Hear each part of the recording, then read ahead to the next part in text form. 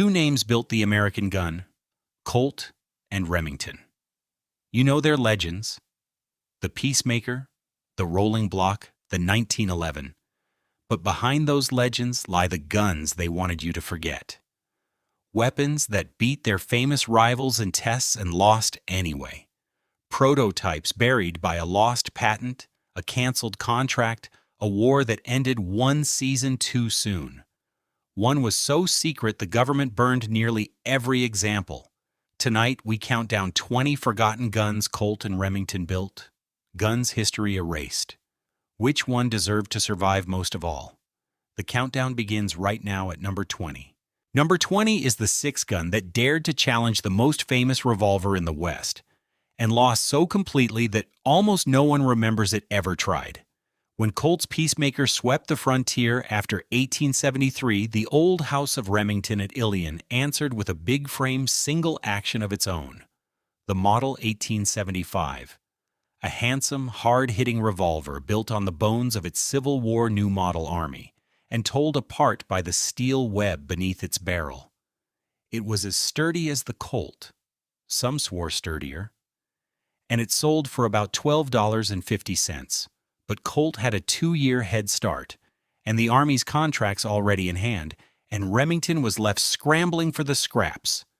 A few hundred revolvers to the Indian police, 1,000 to Mexico, a doomed Egyptian order that collapsed in unpaid debts.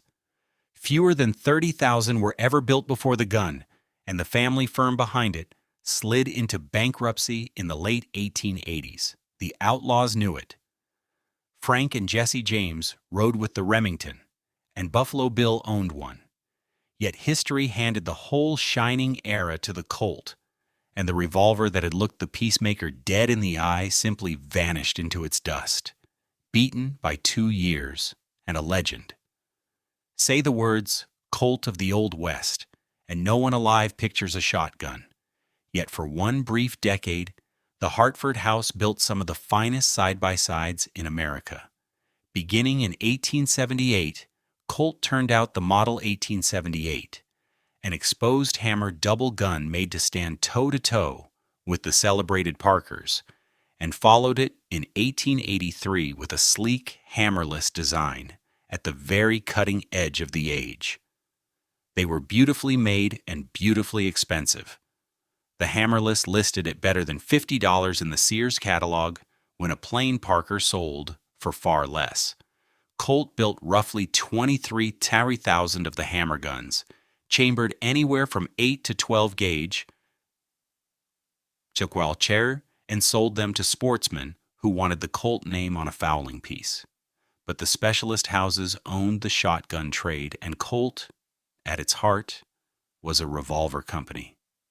Rather than bleed for a market it would never rule, the firm simply walked away, abandoning the double gun business for good and letting the whole strange chapter fall clean out of memory. Ask a lifelong Colt man about it today and watch the surprise cross his face. Most never knew it happened at all. It is one of Hartford's great forgotten footnotes. The decade Colt made shotguns. In January of 1872, the flamboyant robber baron Jim Fisk was shot dead on the grand staircase of a Manhattan hotel by his rival Edward Stokes, and the little revolver that killed him was one of Colt's strangest and most thoroughly forgotten creations. The Colt House pistol, known to almost everyone who remembers it at all as the Cloverleaf, was the very first revolver Colt ever designed from the ground up for metallic cartridges. Patented in 1871 and manufactured for only about 5 short years. Its nickname came from its peculiar 4-chamber cylinder, so deeply fluted that head-on it took the shape of a 4-leaf clover. It fired the sluggish 41 rimfire and rode easily in a vest pocket behind its rounded bird's head grip. Colt built somewhere near 10,000 of them before quietly letting the design die. The trouble, in the end, was the ammunition. The weak 41 rimfire was overtaken in 1877 by a proper centerfire round, and the whole clever concept was folded away into Colt's plainer new line pocket revolvers. And so a genuine milestone, The first cartridge revolver the great house of Colt ever made was reduced to a curiosity, remembered today less for what it began than for the famous man it killed. First of its kind, last in memory. Lewis Hepburn was the superintendent of Remington's mechanical shop and a marksman good enough to sit on the Creedmoor International team, and in 1879, he patented the action that would carry his name. The Remington Hepburn No. 3 was a falling block single shot, worked by a slim lever on the side of the frame, and it was built like a bank vault, strong enough to swallow anything from a .22 rimfire to the towering .50-90 Sharps. From 1883, it left the Ilion Works in every grade imaginable. Plain hunting rifles, ornate shoots and match, guns, long-range Creedmoor models fitted with tang sights and double-set triggers. Riflemen loved it, and it earned a quiet reputation as one of the finest single shots America ever produced. But it arrived at the wrong hour. The repeating rifle was swallowing the whole market, and a slow, deliberate one-cartridge target gun could not hold ground against lever guns that threw a dozen rounds without pause. Remington made perhaps 10,000 across a quarter century before quietly pulling it from the catalog around 1907. A rifle built for a shooting culture that was already dying around it, it never had the numbers to survive in memory. The finest survivors today wear figured walnut darkened for well over a century, a marksman's gun in a repeater's world. Only about 2,500 were ever made, and that number alone tells the story. The Colt Camp Perry model was Hartford's finest target pistol between the wars, named for the Ohio range where America's national matches were fought each summer. Colt built it on the frame of its officer's model revolver, then did something strange. It threw out the cylinder and fitted a single flat chamber block, hinged to swing open like a cylinder, a one-shot pistol wearing a revolver's face. The trick worked.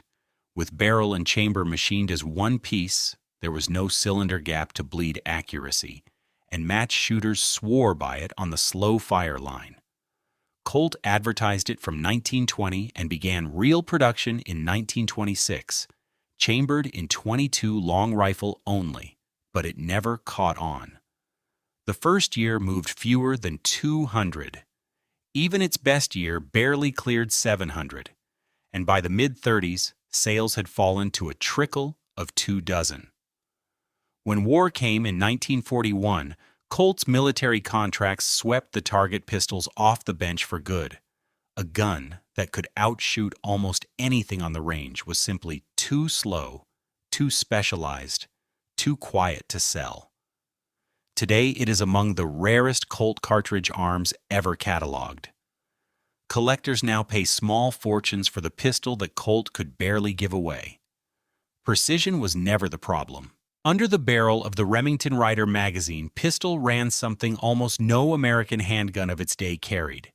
A tube magazine, 5 rounds of .32 extra short rimfire, feeding a repeater that fit in a closed palm. Joseph Rider, one of Remington's most trusted designers, patented it in 1871, and the Ilion Works stamped his name and that date along the top flat of every 3-inch octagonal barrel. The mechanism was a small marvel of its age, a vertically shifting breech block, loosely cousin to the Spencer rifle that let a shooter cycle 5 shots from a pistol barely 6 inches long. It should have sold in numbers.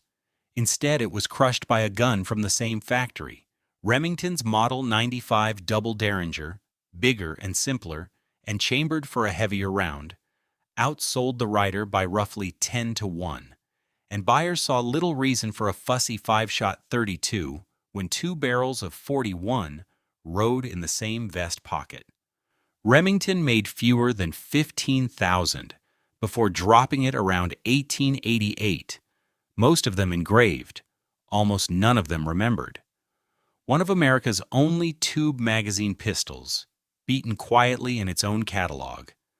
A handful survive in collectors' cases, nickel worn thin along every sharp edge. The tube ran dry. Hiram Berdan had led the Union's most famous sharpshooters through the Civil War, and when the guns fell silent, he turned inventor, hunting a buyer for his breech-loading designs. He found one in the Tsar. In 1868, a Russian delegation came to Hartford, and Colt agreed to build 30,000 of Berdan's single-shot trapdoor rifles for the Imperial Army. The first ready that December, bulk deliveries running well into 1870. Chambered for the bottlenecked .42 Berdan cartridge, it was among the finest military rifles in the world, and its centerfire round set a pattern that armies would copy for decades. Every barrel wore a Cyrillic legend naming the Colt factory in a language few men in Connecticut could read, and that is exactly how it vanished. Berdan promptly improved his own design into the bolt-action Berdan II, which Russia chose to build for itself by the millions in its own arsenals. Colt's 30,000 were orphaned almost the moment the sequel appeared, and the American company that had armed an entire Russian empire slipped out of its own history. Ask a Colt collector about it today, and you will often get a blank stare. One of Hartford's largest military contracts of the era, stamped in a foreign alphabet and forgotten at home. Its Cyrillic barrels still surface at American auctions today, unblued and unclaimed. The Empire remembered, Hartford forgot. Number 13 is the most famous gun on this entire list, and still one of the most forgotten in the way that truly counts. The Colt Patterson was the revolver that started everything. Samuel Colt's first, built at his Patton Arms Works in Paterson, New Jersey from 1836.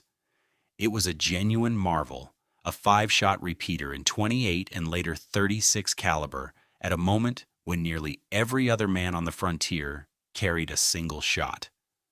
The Texas Rangers swore by it, and it failed anyway. The guns were delicate, expensive, and slow to sell. The interchangeable parts Colt had promised never quite came together in the Patterson shop, and buyers stayed wary of the strange new mechanism. Barely 2,800 pistols and under 2,000 long arms left the factory before the money ran out, and the plant closed its doors in 1842. Colt was left bankrupt and embittered, swearing never again to trust his fate to other men. History would resurrect the man a few years later with the Walker and the empire that followed, but the gun that carried his name first was left behind. A beautiful commercial disaster remembered now only by collectors. The revolver that failed before Colt ever succeeded. Surviving examples now sell for sums that would have saved the original company. Famous now, ruinous then. Number 12 was the first metallic cartridge gun Remington ever built, and almost no one alive has heard its name.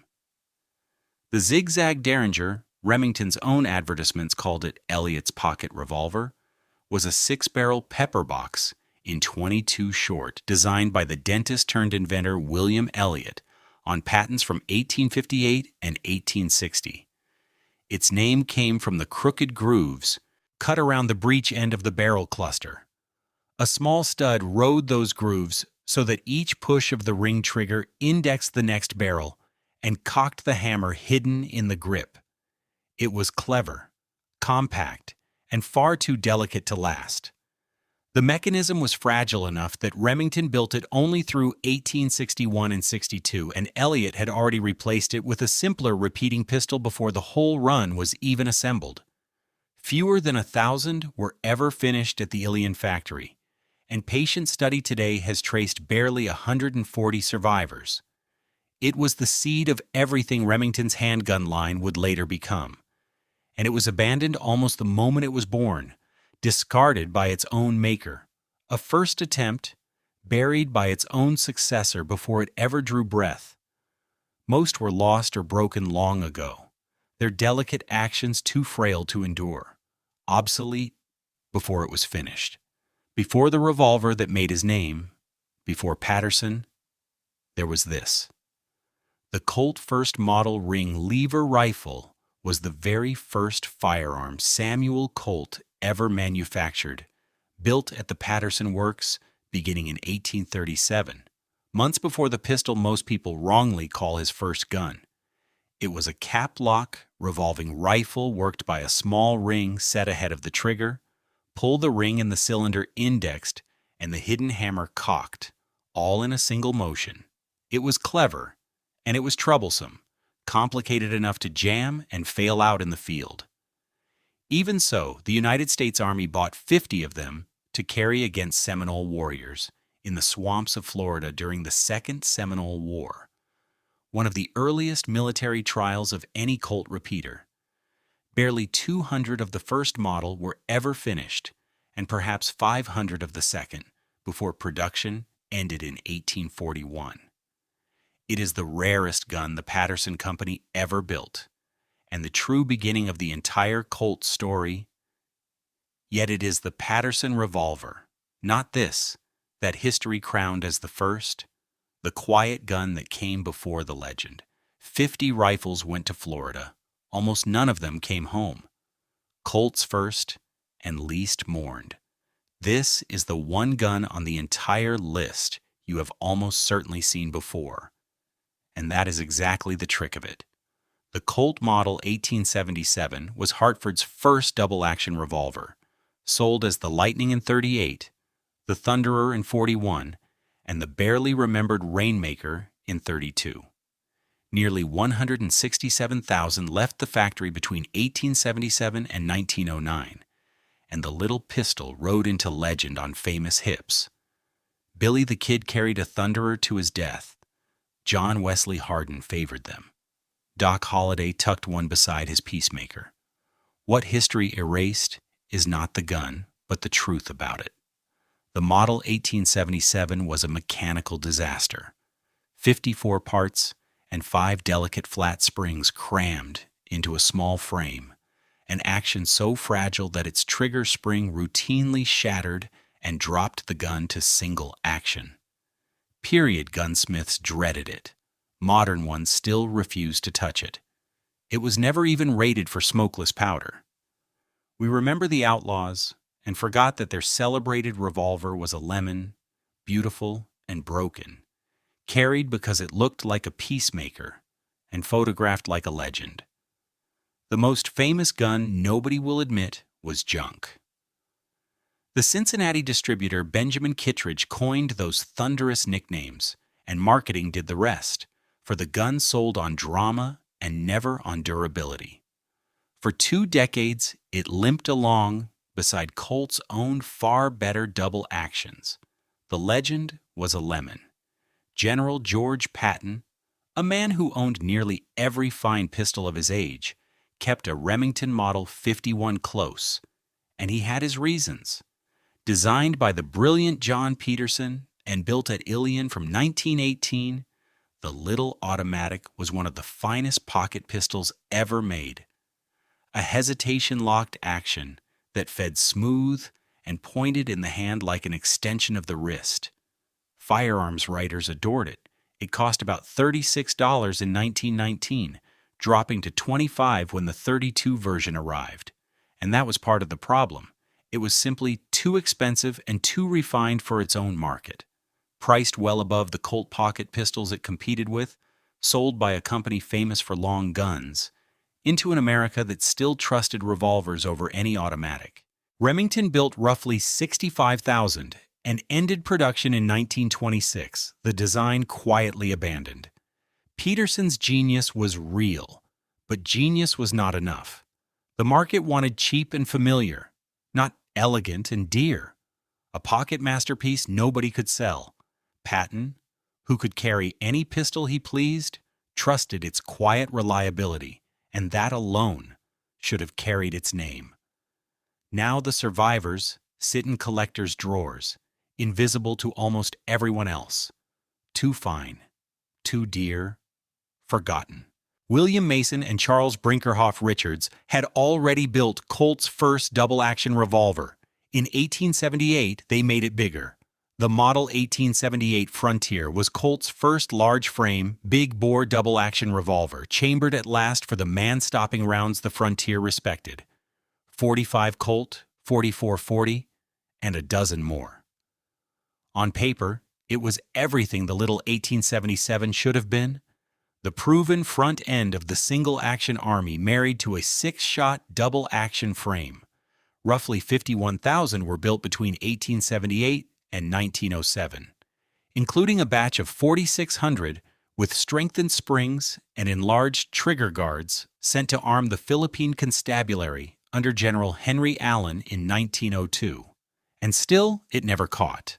The Single Action Army outsold it 7-1, took all the glory and all the movies, and buried the double-action Frontier in its own family's ledgers.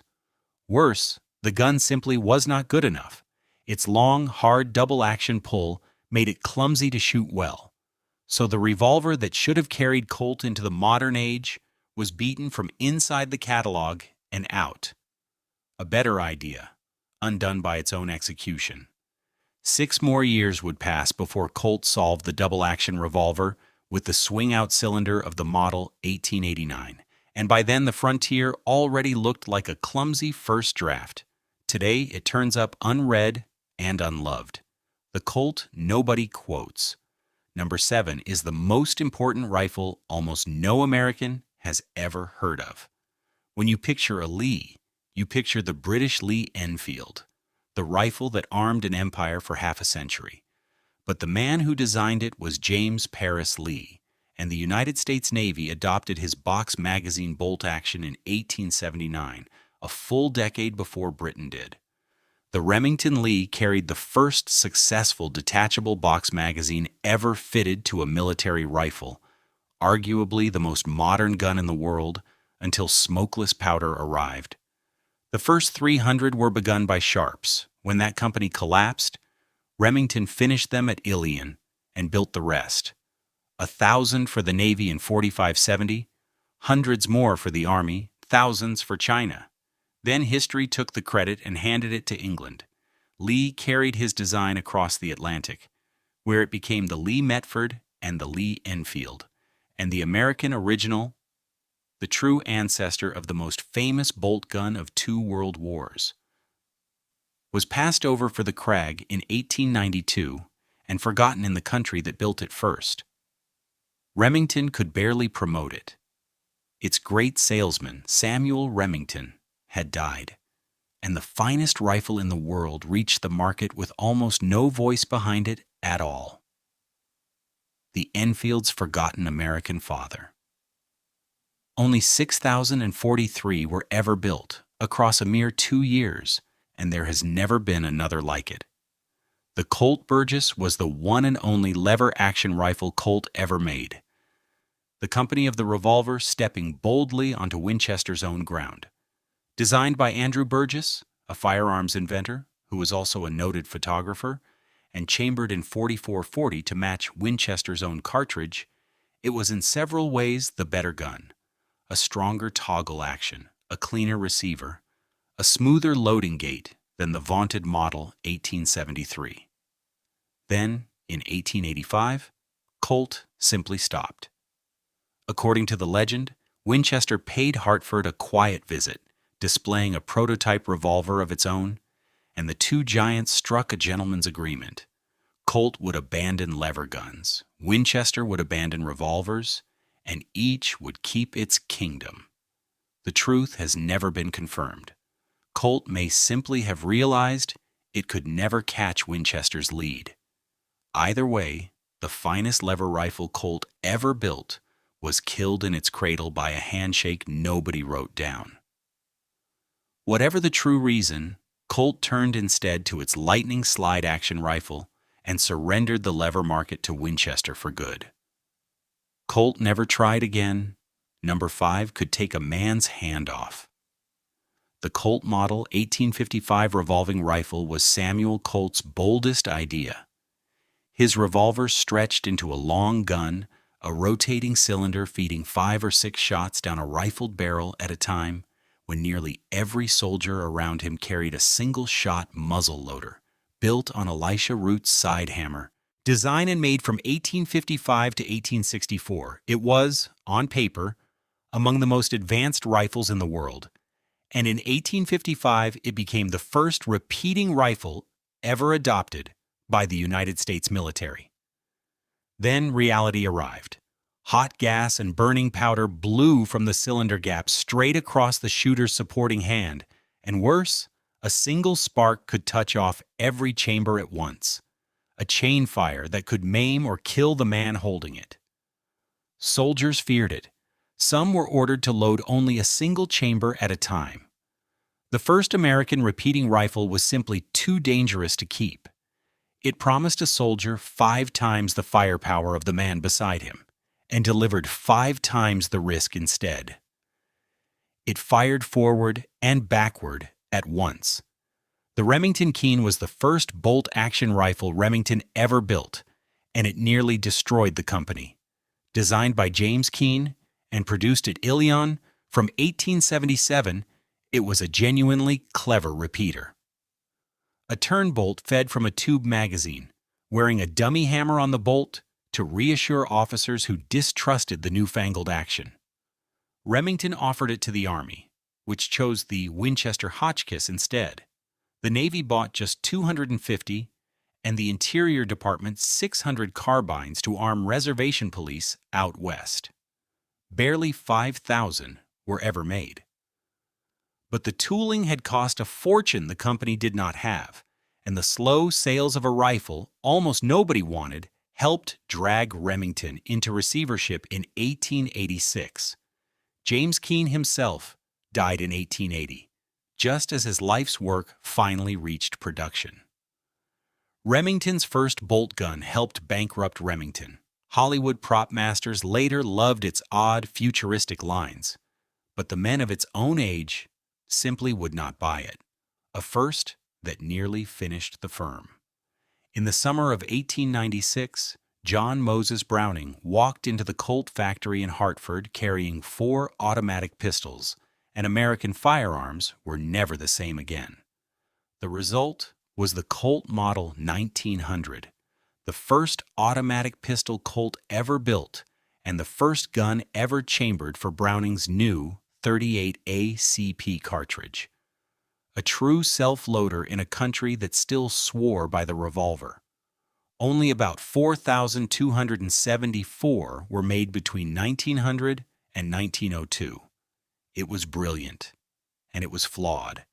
Its strange sight safety, a rear sight that doubled as the safety catch, baffled the Army officers who tested it, and its .38 lost out when the service demanded a heavier .45. So the Model 1900 was quietly refined into the 1902, the 1903, the 1905, and at last the immortal 1911. The gun that started it all was swallowed whole by the gun it became. The Army bought 100 for trials, then turned away. And today, barely a collector recalls the gun that fathered the 1911, erased by its own child. In a United States Navy test held during the First World War, one pistol beat the Colt 1911. It was the Remington Model 53, a scaled-up .45 built on John Peterson's design. And against the government's own brand-new service pistol, it proved both more reliable and more accurate. The Navy Board recommended adopting it. And then history simply ran out of time. America entered the war. Every available factory was already tooled to pour out 1911s by the thousand, and Remington's demand for a large advance to retool for a second pistol made no sense with soldiers already shipping out. The negotiations were cut short, the better pistol was set aside, Remington itself was contracted to build Colt's 1911 instead. The Model 53 never entered production, surviving today only as a handful of prototypes. A gun that beat the legend and lost to the calendar. The noted expert Julian Hatcher attested to its soft recoil, yet none of it mattered against the momentum of the gun already fielded. Better and far too late. And finally, number 1. The gun so secret its own makers were forbidden to name it, and so dangerous to the official story that the government set it on fire. In the summer of 1917, John Pedersen asked the United States Army for a private demonstration, and what he showed them stopped the room cold. His device slid into a slightly modified Springfield 1903 rifle in place of the bolt, turning an ordinary infantry rifle into an automatic weapon that spat 40 pistol-sized rounds as fast as a man could work the trigger. The Army was stunned. They classified it top secret, gave it the flat cover name Pedersen device, and ordered it in staggering numbers. A surprise weapon meant to sweep the German trenches in the great offensive planned for the spring of 1919. Remington built roughly 65,000 of them, along with more than 100,000 specially cut Mark I rifles to accept them. Then on the 11th of November, 1918, the war ended. The offensive never came. The devices went into storage, secret and silent and unused. And in 1931, the Army declared them surplus and ordered nearly everyone destroyed, burned in a great fire to keep the design from the world. Fewer than 100 survive today. The men who assembled it were sworn to silence, and the crates were guarded like bullion. For 13 years, it waited in the dark for a war that had already ended. From a delicate pepper box to a rifle the government set aflame, these 20 guns share one quiet truth. History does not keep the best. It keeps the lucky. Colt and Remington built weapons that beat the 1911, armed a Russian empire, fathered the Lee Enfield, and carried the first magazine, the first automatic, the first repeater. And history let almost every one of them slip into the dark, remembered only in dusty ledgers and behind museum glass. They were not failures of engineering. They were failures of timing, of patents, of luck, of a rival's better fortune. The celebrated guns got their monuments and their movies. These got only the truth and the long silence that followed. Some deserve to be remembered above the guns that replaced them. And now, at last, they have your memory too.